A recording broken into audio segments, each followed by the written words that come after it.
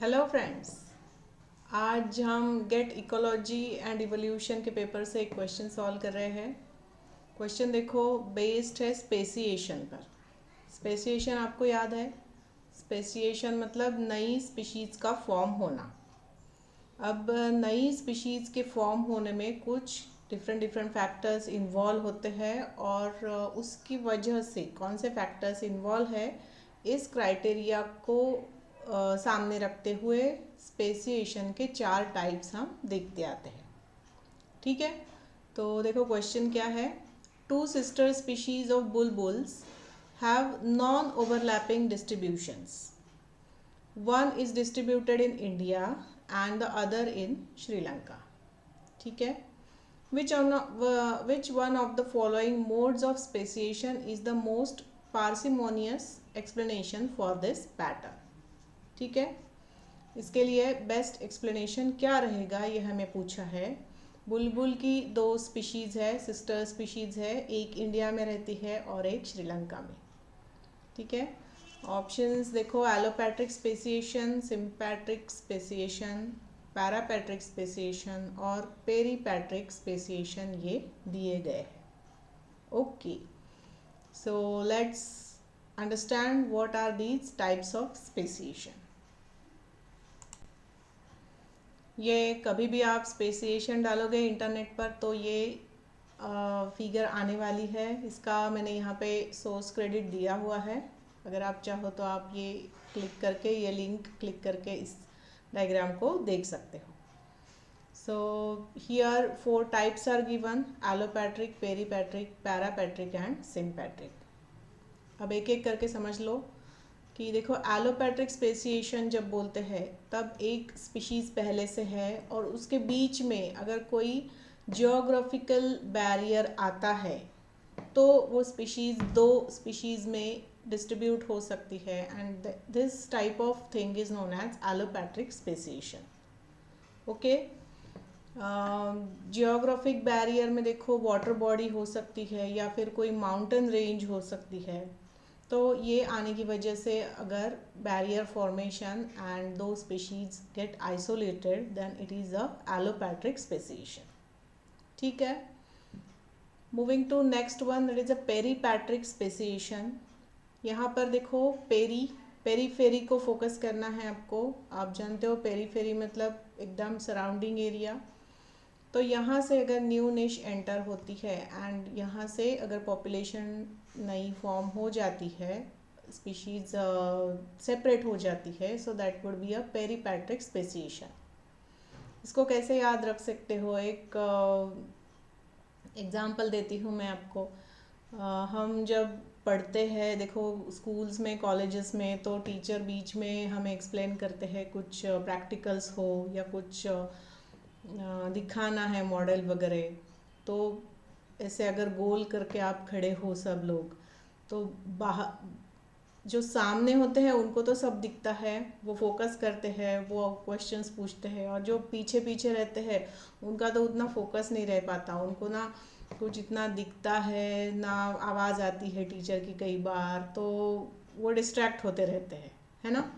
तो लाइक आप इसे क्या कहते हैं, आप इसे कंपेयर कर सकते हो पेरीपैट्रिक से, कि जैसे कि रिसोर्सेज बीच में कॉन्सेंट्रेटेड है तो वहाँ के जो पास में रहने वाले जो ऑर्गेनिजम्स हैं उनको वो मिलते रहता है। जो पेरीफेरी तक ऑर्गेनिजम्स जाएंगे तो उन्हें दूर भी पड़ेगा और उनके अप्रोचेबल नहीं रहेंगे। ठीक है, तो इस वजह से वो कहीं और रिसोर्सेस ढूंढने की कोशिश करेंगे। जैसे हम लैब में, वो जो बाहर वाले होते हैं वो डिस्ट्रैक्ट होते रहते हैं, उन्हें बाहर से कोई आवाज़ आती है तो वहाँ देख लो, यहाँ देख लो, गप्पे मारते बैठो, है ना। तो इस तरह से पेरीपैट्रिक स्पेसिएशन आप याद रख सकते हो कि जो पेरीफेरी में स्पीशीज़ होगी उनकी वो सेपरेट होके अगर नई स्पीशीज़ फॉर्म होती है, so that would be called as a peripatric speciation. ठीक है, तीसरा देखो क्या है, पैरापैट्रिक स्पेसिएशन। तो यहाँ क्या होता है कि सडनली अगर निश चेंज हो जाती है किसी नेचुरल कैलामिटी से, या फिर सडनली पोल्यूशन आ गया, या फिर सडनली कुछ क्लाइमेट चेंज हो गया, तो निश चेंज होने की वजह से कुछ पॉपुलेशन नई निश को अडॉप्ट करके सेपरेट हो जाएगी, that is called as a parapatric speciation. समझ रहे हो? एक ही पॉपुलेशन है, शुरू से सब एक ही निश के अंडर, एक ही एनवायरनमेंट के अंडर रह रहे हैं, मगर एनवायरनमेंट में सडन ड्रास्टिक चेंज अगर आता है तो अगर वहाँ से कोई स्पीशीज़ उसे अडॉप्ट कर लेती है और सेपरेट हो जाती है, so that would form a new species. ठीक है, so this is a parapatric speciation. And the last one is a sympatric speciation. तो यहाँ पर मेन कॉज है जेनेटिक पॉलीमॉर्फिज्म। ठीक है, इसकी वजह से अगर विदिन अ पॉपुलेशन अगर कुछ ऑर्गेनिजम्स डिफरेंट हो जाते हैं, that is a sympatric speciation. जैसे कि कंपटीशन फॉर रिसोर्सेस है, फिर disruptive selection and sexual selection अगर है, that is nothing but genetic polymorphism, और उस वजह से अगर स्पीशीज़ नए स्पीशीज़, नए ऑर्गेनिजम्स फॉर्म हो रहे हैं, so that is called as a sympatric speciation. Okay, तो यही शॉर्ट में मैंने यहाँ पर लिखा हुआ है। एलोपैट्रिक और पेरीपैट्रिक सिमिलर है। एलोपैट्रिक में बीच में ही कुछ बैरियर आ जाएगा, पेरीपैट्रिक में पेरीफेरी में आ जाएगा, ध्यान रखना। पैरापैट्रिक में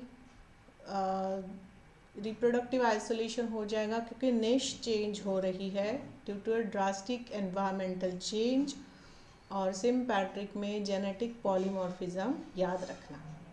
ठीक है, सो ये 4 डिफरेंट कॉजेस है for the formation of different 4 speciation. तो अभी हमें आंसर जब ढूंढना है तब हमें बताया गया है कि एक इंडिया में है और एक श्रीलंका में है, तो ये क्लियरली जियोग्राफिक आइसोलेशन हमें दिखाया गया है। तो इस वजह से the answer will become allopatric speciation. Geographic isolation की वजह से हो रहा है ना, तो ये हो गया एलोपैट्रिक स्पेसिएशन। समझ रहे हो? तो इस तरह से ये क्वेश्चन सॉल्व किया जा सकता है। Okay, so with this I am concluding with today's video. Please do like, share and subscribe for my channel. और अगर आपको कोई क्वेरी है, कोई क्वेश्चन नहीं समझ रहा है बायोलॉजी सेक्शन से, तो आप मुझे इस मेल पर मेल कर सकते हो या फिर कमेंट सेक्शन में भी शेयर कर सकते हो। So all the best and thanks for watching.